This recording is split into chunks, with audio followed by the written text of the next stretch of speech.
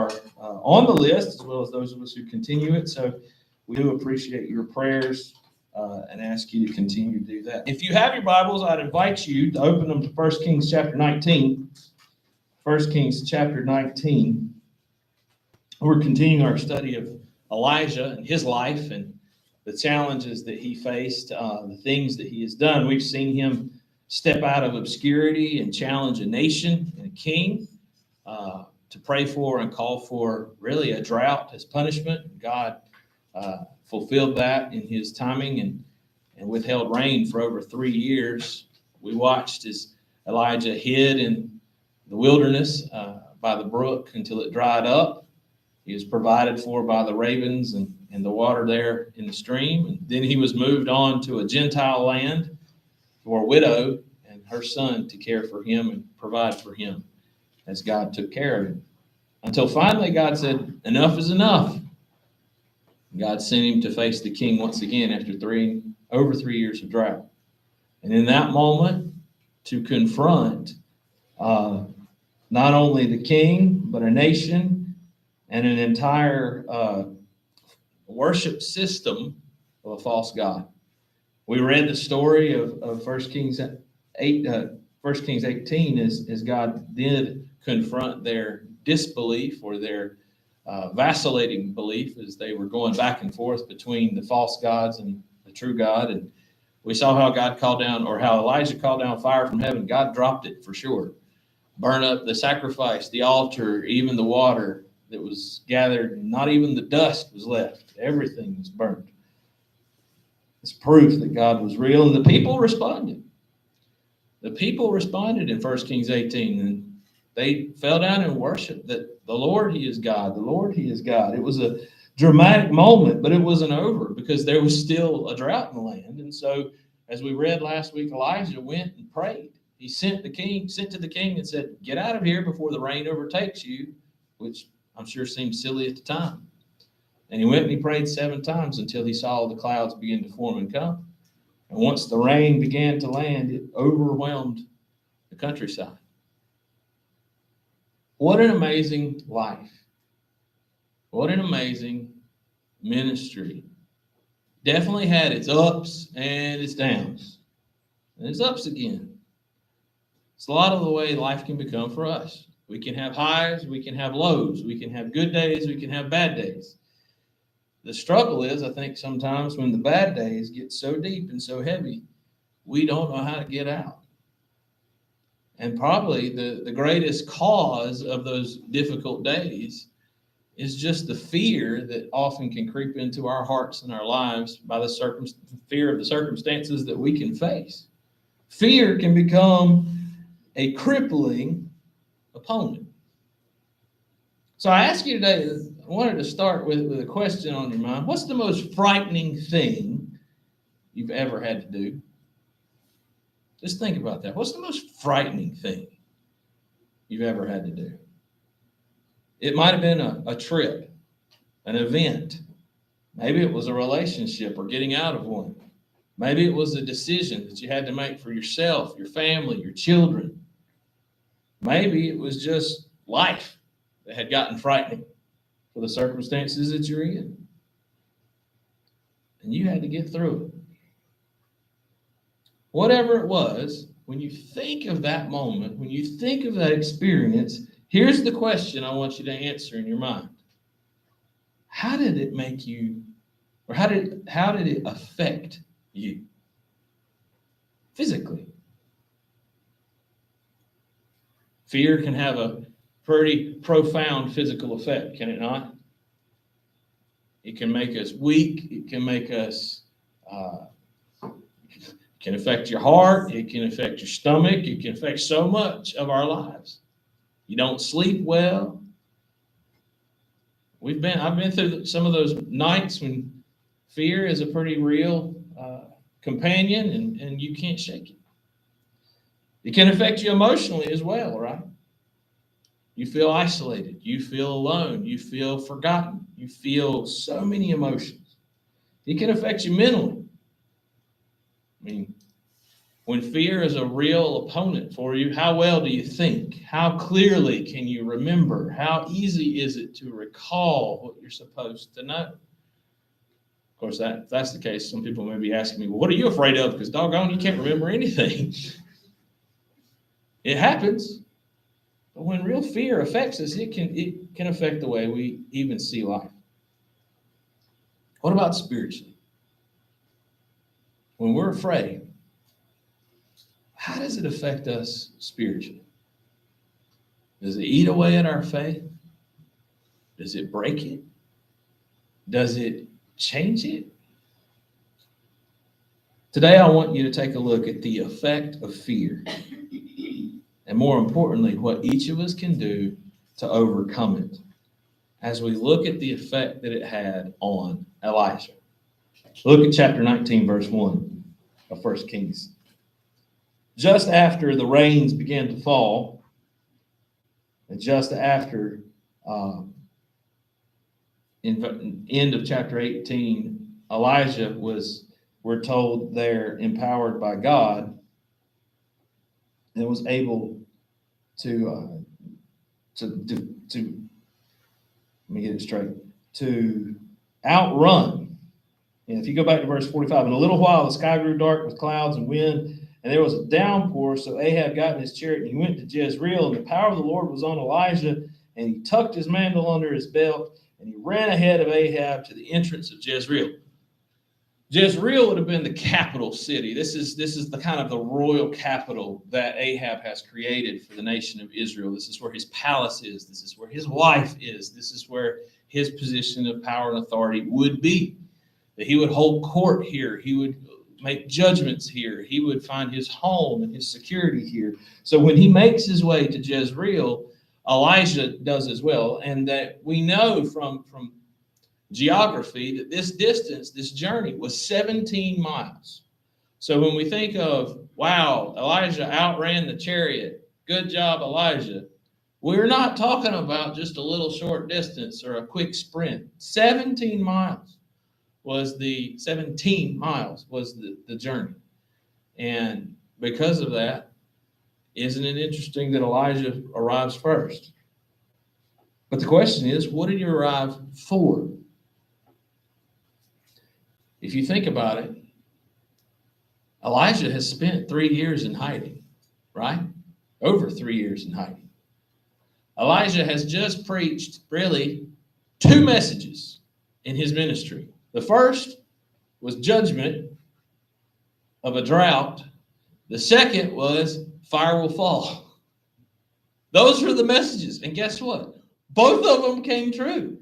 Pretty good record for him so far, right? If you're Elijah, and oh, by the way, you just made a 17-mile journey on foot, and you outran a chariot with the king. What do you think he's expecting? The entire nation has responded by dropping to their knees in worship of a true God. In this moment, he could be expecting anything. I mean, there's so many positives that should be coming. The king has seen now that God is real. The people have turned their hearts to God. This could be the moment of the revival of this nation. He's come to the capital. Oh, what could this great moment be? Verse 1, chapter 19. Ahab told Jezebel everything that Elijah had done and how he had killed all the prophets with the sword. So Jezebel sent a messenger to Elijah saying, may the gods punish me and do so severely if I don't make your life like the life of one of them by this time tomorrow.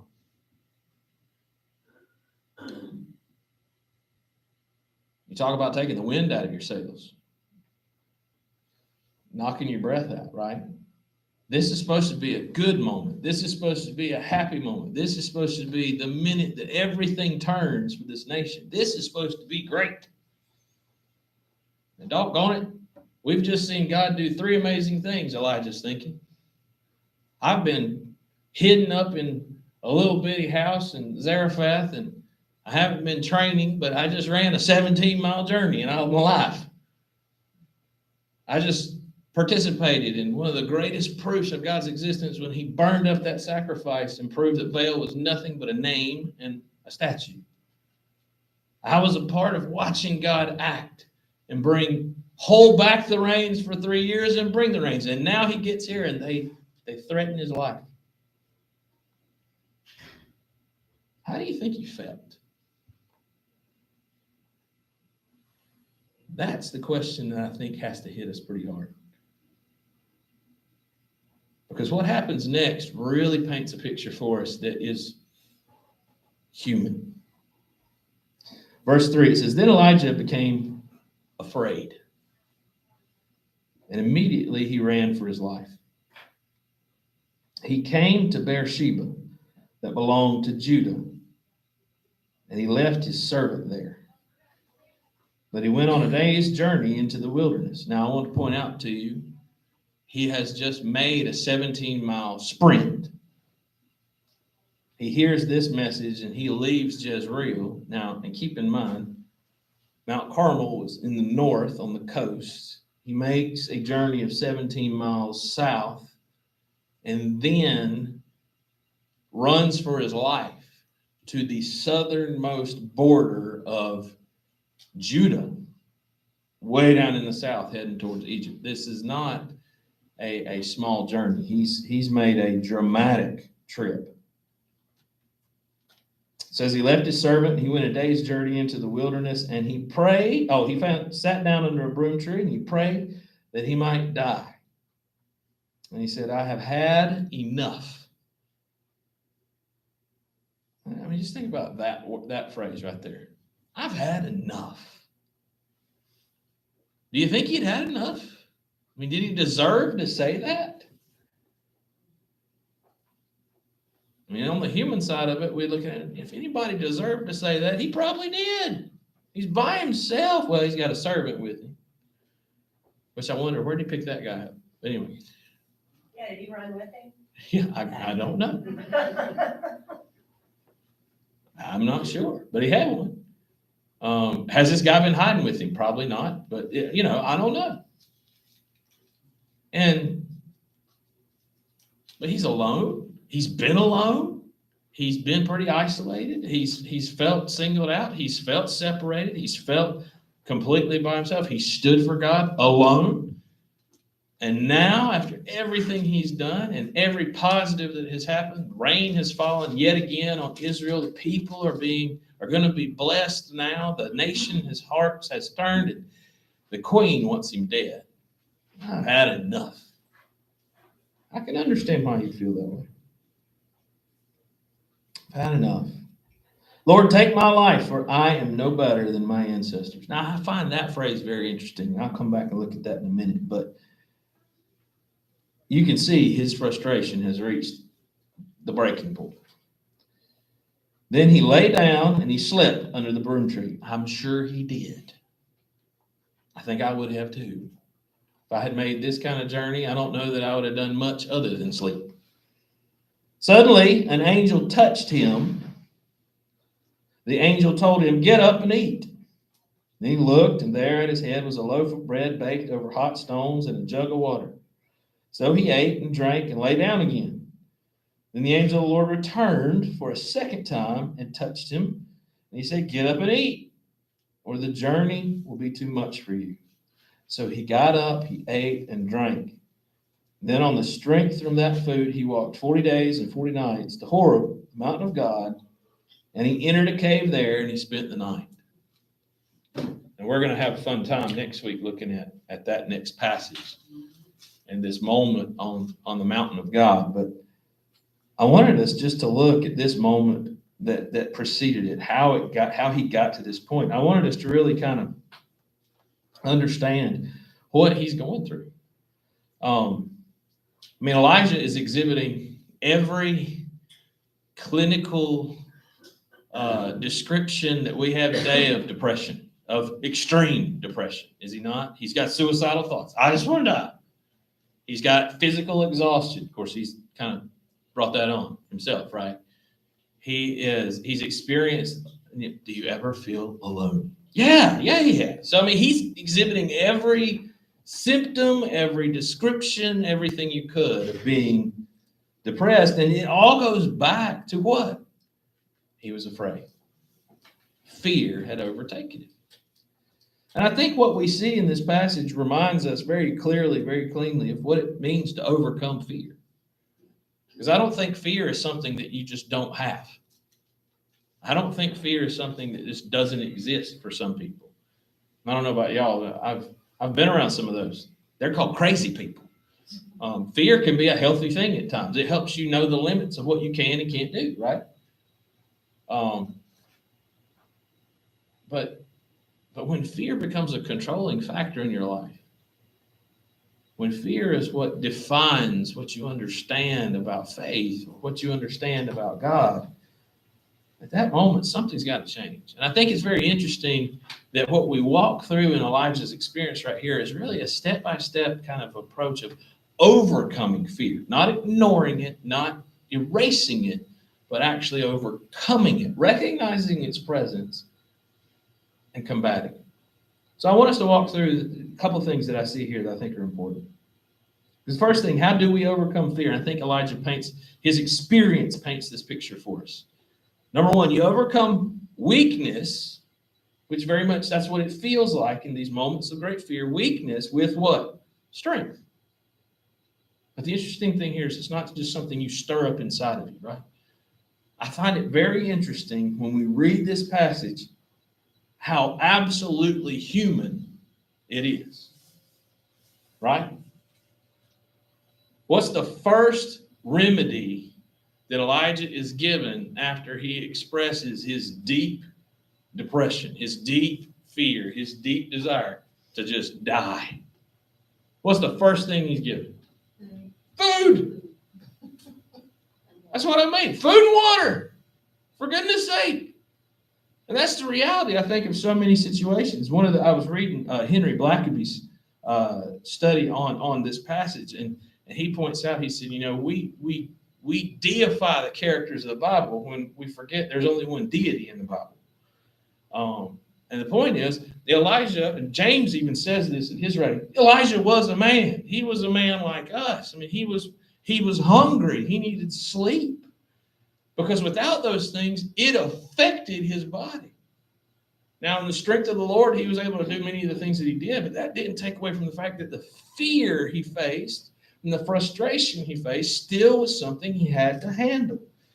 And in this moment, one of the things that God knew he needed in order to handle that fear, to handle this very difficult moment, was food and water. So I'm glad we're eating today together, because we're just doing what's biblical, right?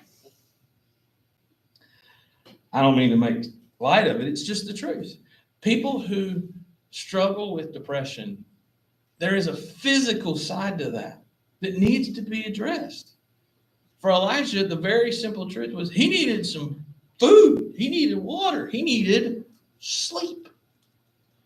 And I think we can't miss that those physical weaknesses can only be overcome with strength. And the strength that he needed was those very real human things. And for us, when we face those moments of despondency, those moments of difficulty, those moments of just feeling overwhelmed, there's a very real physical need in those moments. That's why we talk to doctors.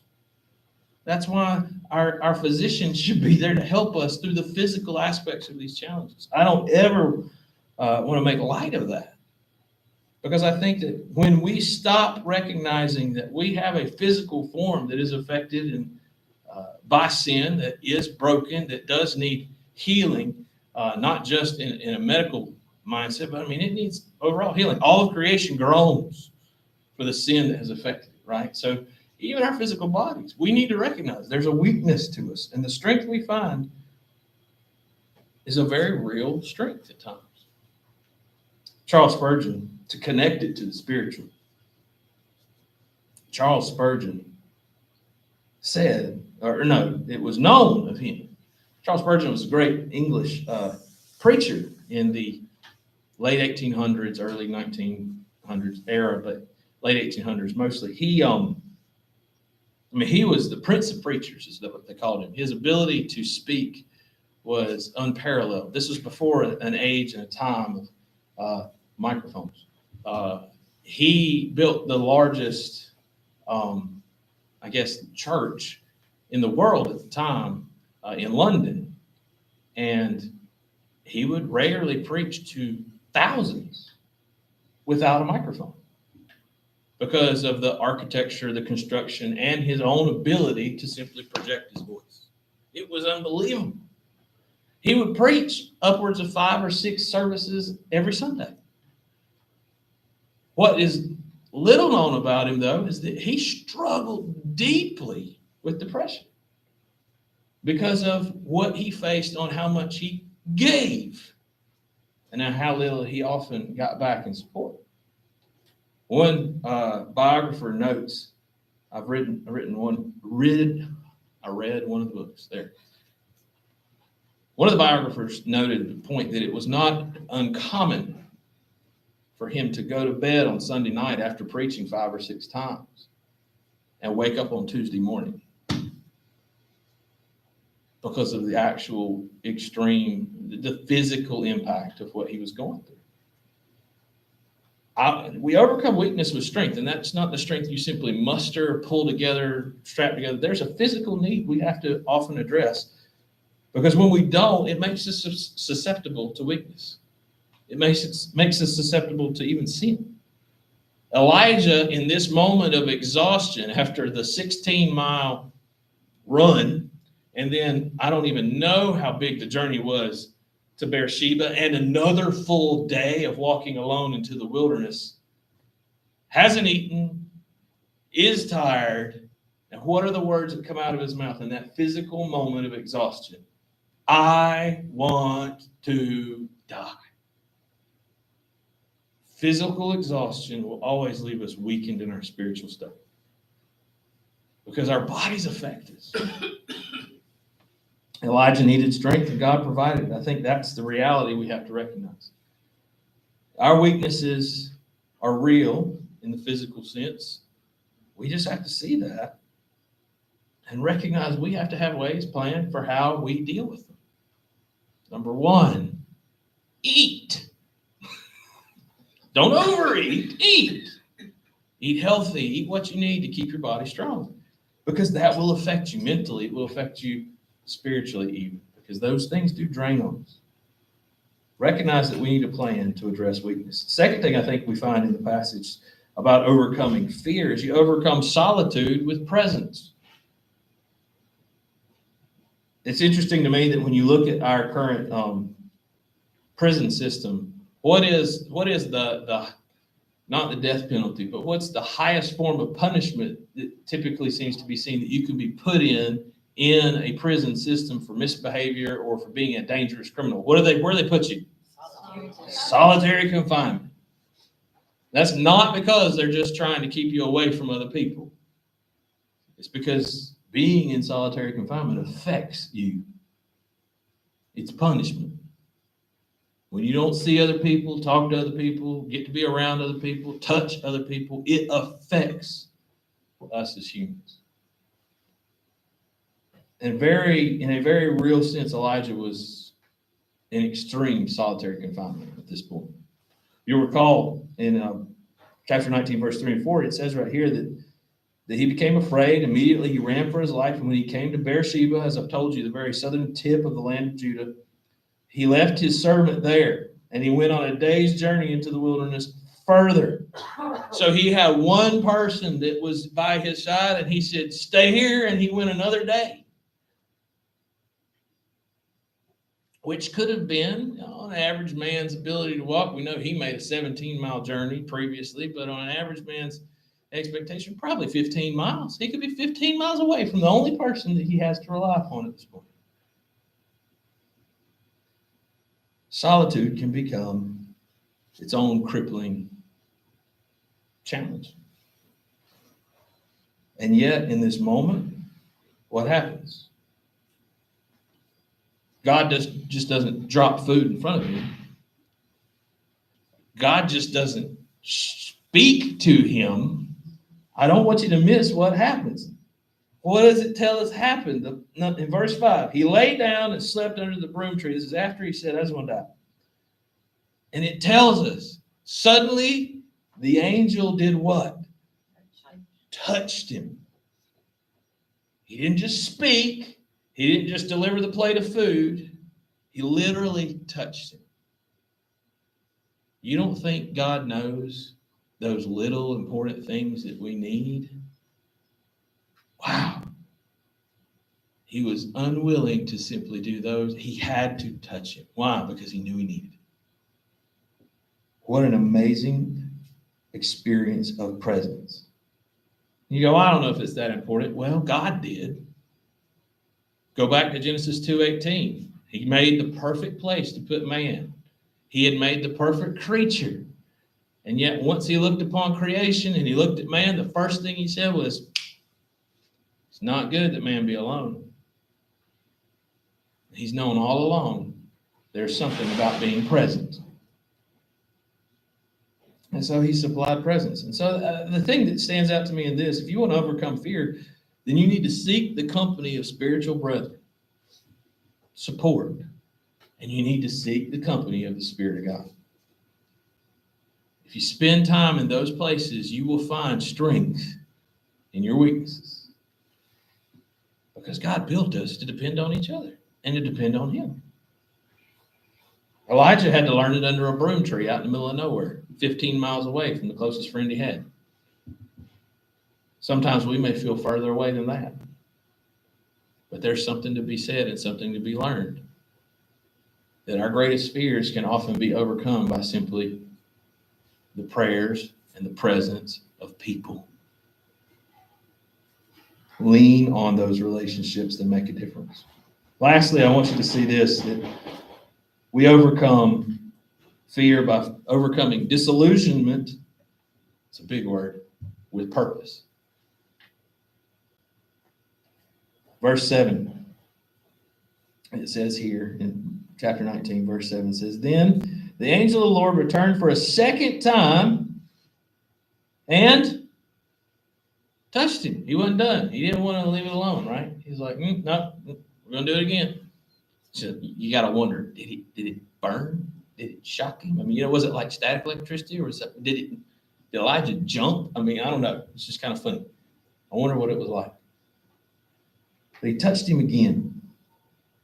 And he said, get up and eat, or the journey will be too much for you. Now, I don't know about y'all. If I'm Elijah at this point, I'm thinking, do you not know where I've come from? I done broke 2 sandals. I'm barefoot. I mean, come on. I've been on the journey. What journey now? He's already been through it. But that's part of this challenge, right? When we become overcome with fear, when we experience the grasp of depression and those kind of feelings in these moments, we don't feel like we can do anything else. We don't feel like we're good for anything else. We don't feel like there's anything else out there for us to accomplish. And what does God do for Elijah in this moment? You know what? You're not staying here. I've got somewhere for you to be. I got something for you to do. I've got a purpose for you. And you don't get to stop moving now. Sometimes the greatest strength we can find is the knowledge of what God has called us to do, because it'll keep us from giving up before we've gotten there. In Acts chapter 27 and 28, the Apostle Paul God gives him a clear picture that you will preach my name in Rome. And if you know anything about Acts 27 and 28, you know that everything in the world went wrong in those 2 chapters to keep Paul from getting to Rome. He was arrested. He was tried. He was put on board a ship that was shipwrecked at sea, and then he was floated onto an island, and then he was bit by a snake. I mean, it reads like an impossible tale of opposition. And at any point in time, I'm wondering, when did Paul just want to say, God, I've had enough? I would. But Paul knew. God had said, you will preach my name in Rome. Sometimes we just need to know, what is it God is saying that we're here to do? What's the purpose he has for us in this moment? I'm going to live for that. Because if that's what he's called me to do and that's what I'm doing, then I don't need to be afraid of anything else. Because he's going to do what he's going to do. I'll never forget, when I was a 10-year-old kid and I was diagnosed with a brain deformity, it was the scariest thing in the world.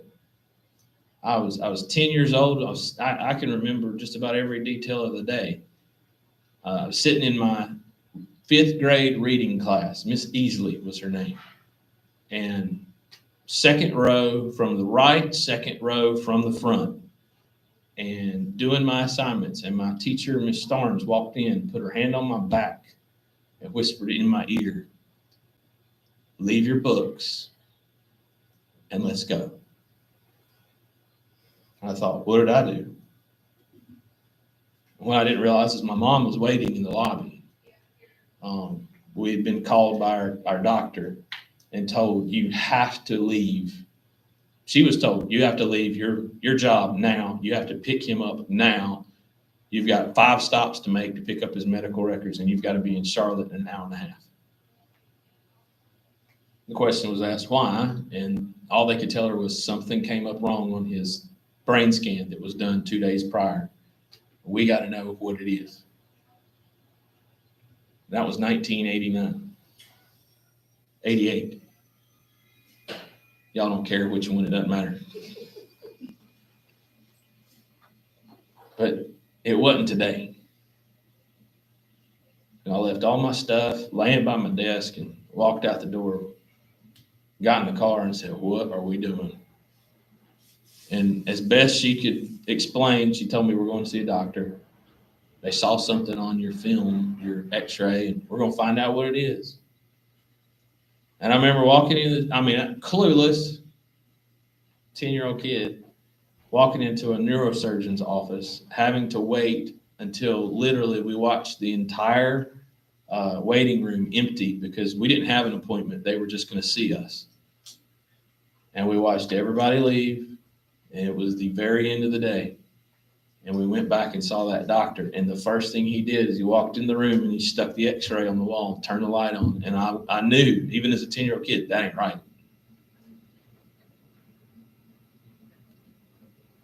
I was scared to death. My mom was too. I had 2 surgeries in the span of 2 months.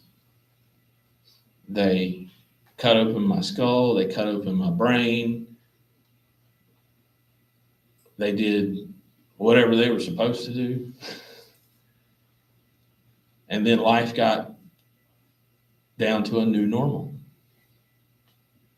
I had to learn what it meant, what it took to walk after each surgery because I couldn't find my legs for a couple of days.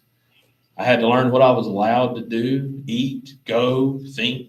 I had to get used to brain scans every couple of weeks and doctor's appointments where they poked and prodded, trying to make sure everything worked right.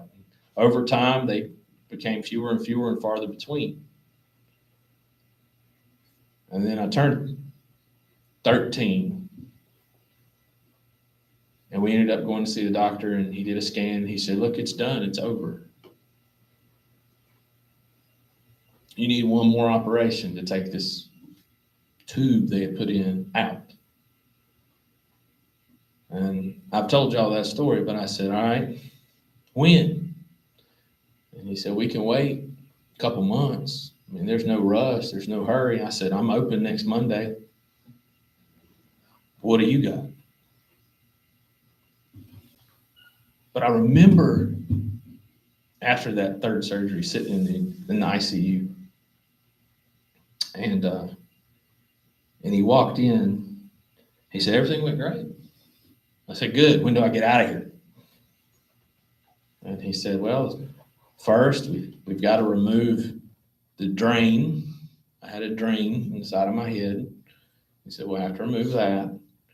Then you've got to clear recovery in a private room. And then once we get through that, you can go home."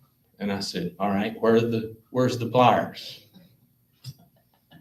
Get this thing out of my head." And I remember we were having this conversation, and he's surrounded by about 4 or 5 other medical students. And they looked at me and they said, "Wow, you're just not even, this doesn't even bother you." I said, dude, I done been through this a couple times. It's been 3 years of dealing with this. I want it done. And he said, but this is your brain, kid. Aren't you even a little afraid? And I remember telling him, I said, dude, if God walked me through the past 3 years, you think I'm worried about a pair of pliers and a tube? He just stepped back. The doctor said, all right, we're going to pull this thing out. And then I got to stitch it up. And I said, are you going to numb it? And he said, well, and he stopped, leaned over on the bed. He said, if I got to numb it, we're going to have to write orders, get the medicine, wait for it to get here. And then it's going to take another hour. And I said, fine, just do it then. And he looked back at that same med student. He said, hold his feet. I said, he ain't got to hold nothing. Just yank that thing out of my head. And they pulled it out and stitched me up laying on that bed. And I didn't move. And when I was done, I looked up and I said, all right, where's my room? That wasn't me. The reality was I knew what God was doing. And I wasn't worried about what was going to happen in that hospital or that bed because God had a bigger plan than that. Sometimes the greatest thing we need to overcome fear is just knowing that God has a greater plan than what we face in this moment. And if we're convicted and convinced of that, it doesn't matter what tree we're sleeping under. It doesn't matter what queen is chasing us down for the wrong reasons. We're going to be fine. And in fact, we might be about to see the greatest thing God ever wants to show us. All we have to do is be willing to trust him in the face of our fear. Thank you so much for being here for our study. Don't leave. I'm going to close us in a word of prayer here in a minute. And we'll dig into all the good food we got to eat over there. And that clock's a minute fast. I'm out on time. I almost said out on time pointing at the clock. Fast. I got 11:50. So I'll pray. I'll bless it. Is that okay, Debbie and everybody? And we'll go right on into just our time of fellowship. How about that? Father, we thank you for the day. We thank you for your love, your kindness, your blessings on us. And God, we thank you for the fact that there is no fear in this world that is greater than you. All we need is to trust you, walk with you, and let you lead us through it. I pray, God, that you would be with us in God, so many things I know that we face in this room. Medical, relational, circumstantial. There's so much, God, that goes on that could crush us. But you hold us up. So, God, I just pray that you would remind us that the greatest strength we can find is the strength of you, living in us and leading us. And I pray that today, God, as we spend time in each other's presence, sharing and, Lord, just encouraging and eating, you have blessed this opportunity we have to spend together. Pray you bless the food, God, to our bodies. And I pray, God, that you would bless all those who have prepared it as well. And most of all, God, I pray that you would be glorified in everything that we say and we do as we share in this time together. For this we pray in Jesus' name. Amen. All right. What are the instructions? Start down here because that's where the plug-ins are. That sounds good. So you start at this end of the table. That's where the food is warmed and plugged in, and you work your way down. That should make sense. The dessert's on this side. You don't start with dessert. You start the other side, right? So y'all go ahead and get in line. I start with dessert. I was going to say, Bill starts with dessert, right, Bill? Bill, that's right. I'm sure. Eat dessert first. And then eat it again.